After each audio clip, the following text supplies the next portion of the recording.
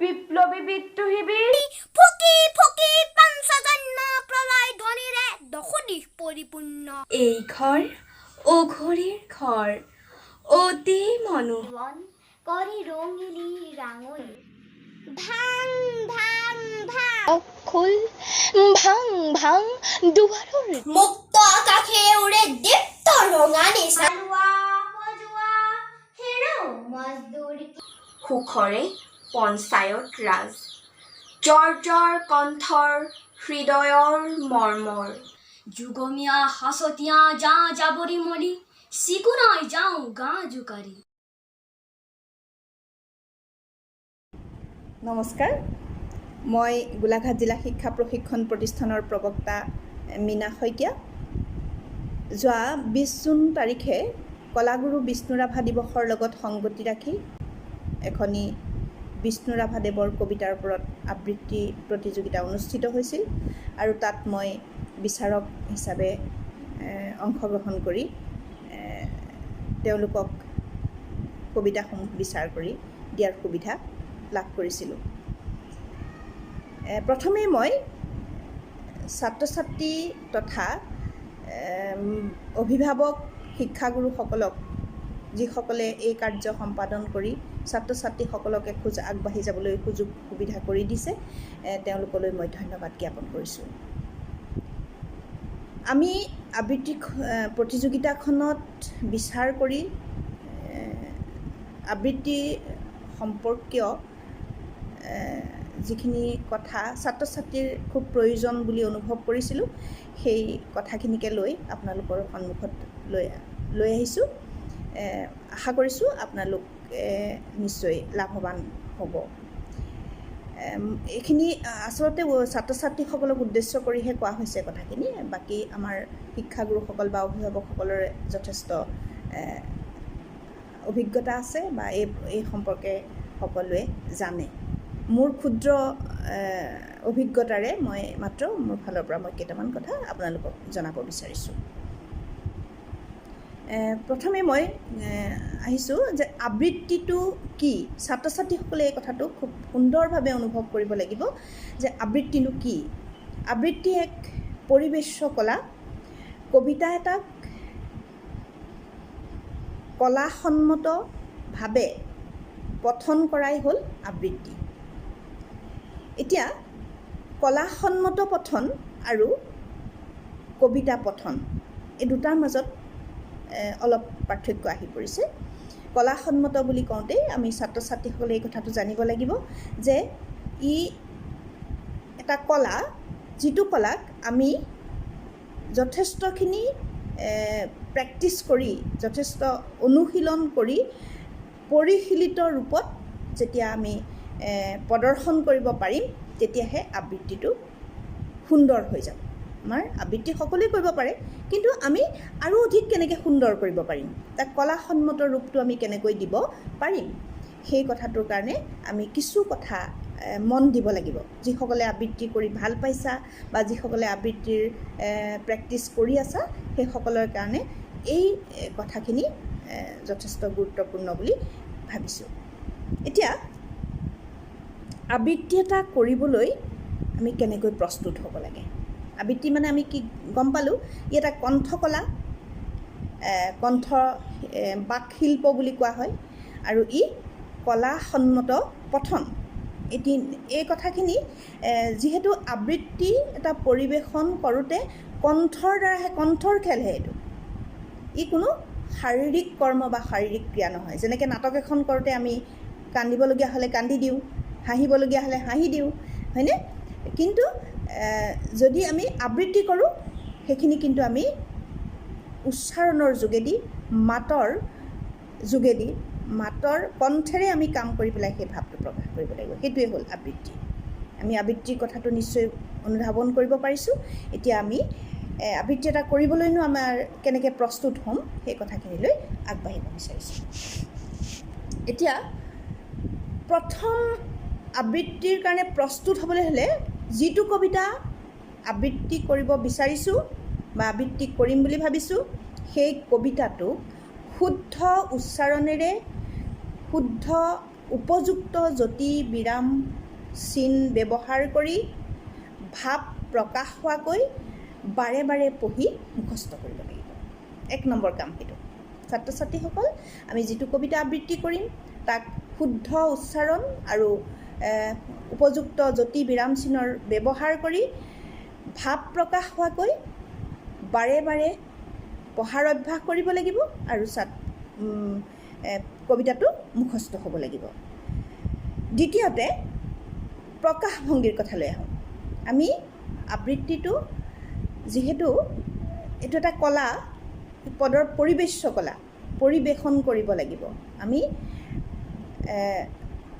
কবিতাটো গোৱাৰ যোগেদি কবিতাটোৰ ভিতৰৰ ভাৱটো ফুটাই তুলিব লাগিব। যে কবিতাৰ ভিতৰৰ ভাৱটো প্ৰকাশ কৰিবলৈ হ'লে প্ৰকাশভংগীটো আমাৰ কি হ'ব লাগিব? ঠিক হ'ব লাগিব, নহয়নে? এতিয়া প্ৰকাশভংগী ঠিক হ'ব বুলি কোৱাৰ লগে লগে প্ৰকাশভংগীত প্ৰথমতে আহিব মাতৰ খেলটো, কণ্ঠৰ খেলটো। ক'ত ডাঙৰকৈ মাতিব লাগিব, ক'ত সৰুকৈ মাতিব লাগিব, ক'ত কোমলকৈ ক'ব লাগিব, ক'ত ফুচফুচাই ক'ব লাগিব, নহয়নে? এনেকুৱা ধৰণৰ কণ্ঠৰ কামবিলাক আছে। যে এটা কবিতা যেতিয়া বিপ্লৱী কবিতা হ'ব, আমি কিমান উদ্যত্ত কণ্ঠৰে ক'ব লাগিব। যে খং দেখুৱাম আমি, আমাৰ বডি লেংগুৱেজে, আমাৰ চকুৱে, আমাৰ এক্সপ্ৰেশ্যনে বা মুখৰ প্ৰকাশভংগীয়ে, অভিব্যক্তিয়ে কেনেকৈ প্ৰকাশ কৰিম। ইয়াত কিন্তু অংগী ভংগীৰ কোনো খেল নাই, অকল কণ্ঠৰ খেল। এইটো কথা মনত ৰাখিবা। ইয়াত অংগী ভংগীৰ শাৰীৰিক কোনো কৰ্ম ইয়াত ক্ৰিয়া নাথাকে, অকল কণ্ঠৰ জৰিয়তে আমি কবিতাৰ ভাৱ প্ৰকাশ কৰিব লাগিব। তাৰপিছতে আহিলে আমি যেতিয়া কবিতাৰ ভাৱটো প্ৰকাশ কৰিম, তাত দুটা কথা আমি মন কৰিম। শব্দ প্ৰক্ষেপণ কেনেকৈ কৰিম, বডি লেংগুৱেজটো কেনেকুৱা কৰিম, আৰু মাতৰ যিটো উঠা নমা, যিটো আমি কি বুলি কওঁ ভইচ মডুলেশ্যন বুলি কওঁ। ভইচ মডুলেশ্যন, বডি লেংগুৱেজ আৰু শব্দ প্ৰক্ষেপণ।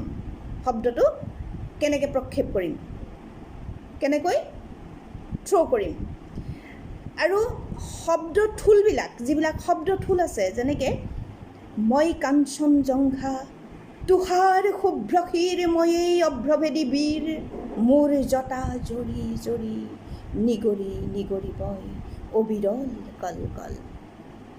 গতিকে ইটোৰ লগত সিটো যেতিয়া লাগি যাব বা ভাৱটো প্ৰকাশ নোহোৱালৈকে আমাৰ শ্বাস প্ৰশ্বাসৰ ইয়াত কথা আছে। ক'ত উশাহটো সলাম, কিমান দীঘলকৈ আমি লৈ যামগৈ, কিমান কোমল কৰিম, কিমান উঠাম, কিমান নমাম, এই কথাখিনি আবৃত্তিৰ ক্ষেত্ৰত যথেষ্ট গুৰুত্বপূৰ্ণ কথা। তাৰপিছতে বাগেন্দ্ৰিয়ৰ কথাটো আছে। বাগেন্দ্ৰিয়ৰ কথাটোত বাগেন্দ্ৰিয় বুলি কওঁতে আমাৰ ওঁঠ, জিভা, তালু, নাক, এইবিলাকক আমি সবল কৰিব লাগিব। মাতটোক স্পষ্ট কৰিবৰ কাৰণে, মাতটোক সঠিক কৰিবৰ কাৰণে, স্পষ্ট সঠিকভাৱে মাতটো ব্যৱহাৰ কৰিবৰ কাৰণে বাগেন্দ্ৰিয়ৰ কিছুমান প্ৰেক্টিচ আছে, সেইখিনি আমি প্ৰেক্টিচ কৰিব লাগিব।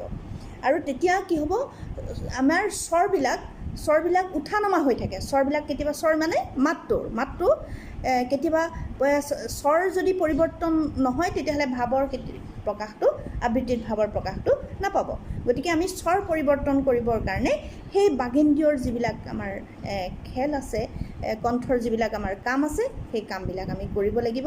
তাৰ কাৰণে প্ৰাণায়াম কৰিব লাগিব, শ্বাস প্ৰশ্বাসৰ আমি ব্যায়াম কৰিব লাগিব। আমাৰ যিবিলাক, যেনেকৈ আমি গীত এটা গাওঁতে সাৰেগামা পাধানিসা গাই আমি কণ্ঠটো ৰেডি কৰোঁ, ঠিক একেধৰণে আমি কবিতা এটা আবৃত্তি কৰাৰ ক্ষেত্ৰতো কৰিব লাগিব।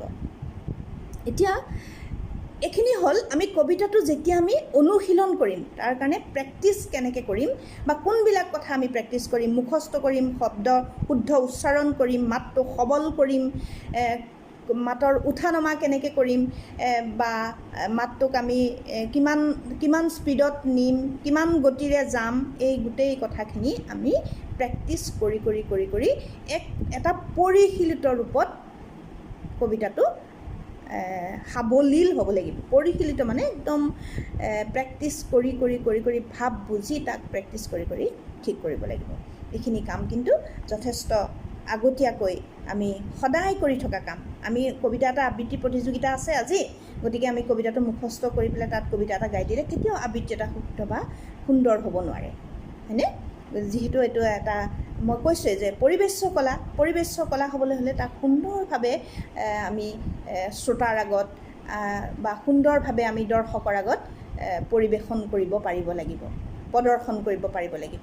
এই প্ৰদৰ্শন কৰিবলৈ যোৱাৰ আগতেই আমি তাক ৰেগুলাৰ যিখিনি প্ৰেক্টিছ, আমি সদায় ডাঙৰকৈ ঘৰত পঢ়া কবিতাবিলাক খুব লয় ছন্দ ভাৱ বুজি তাক পঢ়া বা শব্দৰ অৰ্থবিলাক অনুধাৱন কৰা, যেতিয়ালৈকে তুমি ভাৱটো ছাত্ৰ ছাত্ৰীসকলে ভাৱ বুজি নাপাব তেতিয়ালৈকে কবিতাটো আবৃত্তি কৰিবলৈ প্ৰকাশভংগীটো ঠিক কৰিব নোৱাৰে। গতিকে আমি এইখিনি ঠিক কৰিব পাৰিম নিশ্চয়। তোমালোকে খুব ধুনীয়া কৰিছা, কিন্তু এইখিনিও যদি আমি কথা আৰু গুৰুত্বপূৰ্ণভাৱে লওঁ তেতিয়াহ'লে নিশ্চয় আৰু ধুনীয়া হ'ব।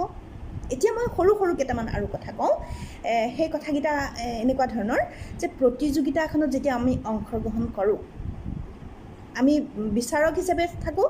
বিচাৰক হিচাপে আমি কিবিলাক কথা চাওঁ সেই কথাকেইটা তোমালোকে জানি থোৱা। বিচাৰক হিচাপে আমি প্ৰথমতে ছাত্ৰ ছাত্ৰীৰ কবিতাটো আবৃত্তি কৰা উপস্থাপনটো চাওঁ। উপস্থাপন কেনেকৈ কৰিছে, উপস্থাপনত কি কথা আহিব, তোমাৰ আচৰণ কেনেকুৱা, বিনম্ৰভাৱে তুমি আহিছানে নাই, ভালকৈ আহিছানে নাই, পৰিপাটি হৈ আহিছানে নাই। তাৰপিছতে যেতিয়া তুমি কবিতাটো আবৃত্তি কৰিবলৈ আৰম্ভ কৰিছা, কবিতাটোৰ শুদ্ধকৈ নামটো বা কবিজনাৰ শুদ্ধকৈ নামটো ক'ব পাৰিছানে নাই, বা কওঁতে কিমান কেনেকুৱা কলাৰে তুমি ক'ব পাৰিছা। চবেই বেলেগকৈ ক'ব, গতিকে তুমি তোমাৰ উপস্থাপনটো তুমি কিমান সুন্দৰকৈ কৰিব পাৰিবা। তোমাৰ তাতে দৃঢ়তা এটা প্ৰকাশ পাব লাগিব, তাত তোমাৰ আত্মবিশ্বাস প্ৰকাশ পাব লাগিব, তাত তোমাৰ পৰিপাটি, তোমাৰ আচৰণ, গোটেইকেইটা কথা উপস্থাপনত তোমাৰ প্ৰতিফলিত হ'ব লাগিব। আমি বিচাৰক হিচাপে সেই কথাবিলাক সৰু কথাবিলাক আমি পৰ্যবেক্ষণ কৰোঁ। ঠিক আছে, এইটো হ'ল উপস্থাপনৰ কথা।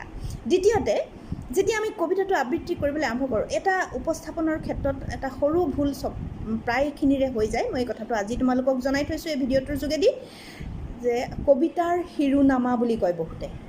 কবিতাৰ শিৰোনামা শব্দটো শিৰোনাম হ'ব লাগে, কবিতাৰ শিৰোনাম, কবিতাৰ শিৰোনামা নহয়, কবিতাৰ শিৰোনাম।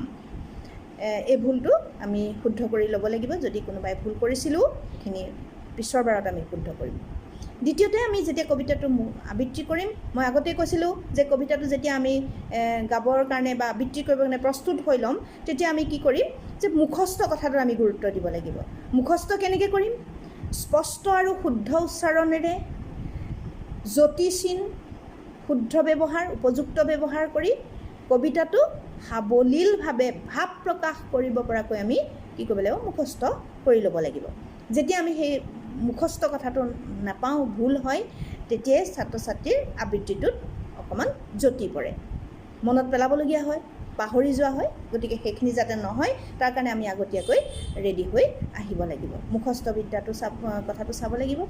আৰু পৰিৱেশন যেতিয়া কৰিবা, কবিতাটো গাওঁতে বডি লেংগুৱেজ, মই আগতে যিখিনি কথা ক'লোঁ সেইখিনি কথা তুমি আবৃত্তিটোৰ ভিতৰত ছাত্ৰ ছাত্ৰীসকলে মন কৰিব লাগিব।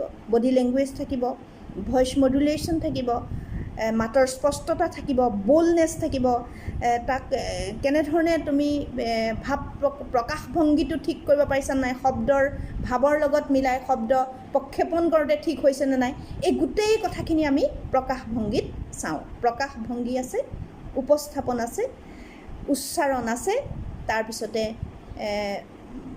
ভইচ মডুলেশ্যনত আছে, এই গোটেই কথাখিনি বডি লেংগুৱেজত আছে। এই গোটেই কথাখিনি চাই পেলাই সামৰণি তুমি কেনেকৈ কৰিছা, লাষ্টত আমি সামৰণিটো চাওঁ। এই বিভিন্ন দিশত আমি সৰু কথাত আমি পৰ্যবেক্ষণ কৰি এটা কবিতা আবৃত্তিৰ বিচাৰ কৰোঁ, আৰু সেই বিচাৰ মতে যাৰ নম্বৰ বেছি হ'ব সিয়ে প্ৰথম হ'ব। গতিকে আমি সেই শ্ৰেষ্ঠ স্থানটো পাবৰ কাৰণে আমি যদি ভালদৰে অনুশীলন কৰোঁ, নিশ্চয় আমি সফল হ'ম। ছাত্ৰ ছাত্ৰীসকল, আবৃত্তিৰ ওপৰত এইখিনি কথা তোমালোকে জানা, তথাপিও মই মোৰ ফালৰ পৰা এইখিনি কথা আৰু গুৰুত্বপূৰ্ণভাৱে তোমালোকক জনাই দিছোঁ, যাতে আমি কবিতা এটা আবৃত্তি কৰোঁতে এই কথাখিনিক ভালদৰে গুৰুত্ব দি কবিতাটো আবৃত্তি কৰিবলৈ আগবাঢ়িম। ধন্যবাদ। সকলো ভালে থাকক। এনেকুৱা এটা ছিটুৱেশ্যনত যে আমি ঘৰত থাকি এনেধৰণৰ কিছুমান কলাক আমি যদি আগবঢ়াই থওঁ, তেতিয়াহ'লে নিশ্চয় আমি আচলতে কবিতা এটা আবৃত্তি কৰা বা গীত এটা গোৱা বা নৃত্য এটা প্ৰদৰ্শন কৰা বা ছবি এটা আঁকা এনেকুৱা যিবিলাক পৰিৱেশ্য কলা এইবিলাক বহুত পৰিৱেশ্য কলা আছে তাৰ ভিতৰে এটা আবৃত্তিও আছে এই পৰিৱেশ্য কলাবিলাকক আমি যিমানেই প্ৰেক্টিছ কৰি এই কৌশলবিলাক আমি শিকি থ'ম সিমানে আমাৰ সুন্দৰ এটা জীৱন পাৰ কৰিবলৈ আমি এতিয়া এই সময়খিনিত আমি অকল পঢ়াতেই ব্যস্ত থাকি পেলাই আমাৰ সময়টো মানে ভাল কৰিব লাগে সময়টোক ভাল কৰিবলৈ হ'লে সঠিক কৰি মানে ধুনীয়াকৈ আমি পাৰ কৰিবলৈ হ'লে এনেকুৱা ধৰণৰ কলাবিলাক আমি সদায় অনুশীলন কৰি থাকিব লাগিব আৰু আগ্ৰহ সৃষ্টি কৰি আমি বিভিন্ন ধৰণৰ কাম কৰি থাকিব লাগিব ধন্যবাদ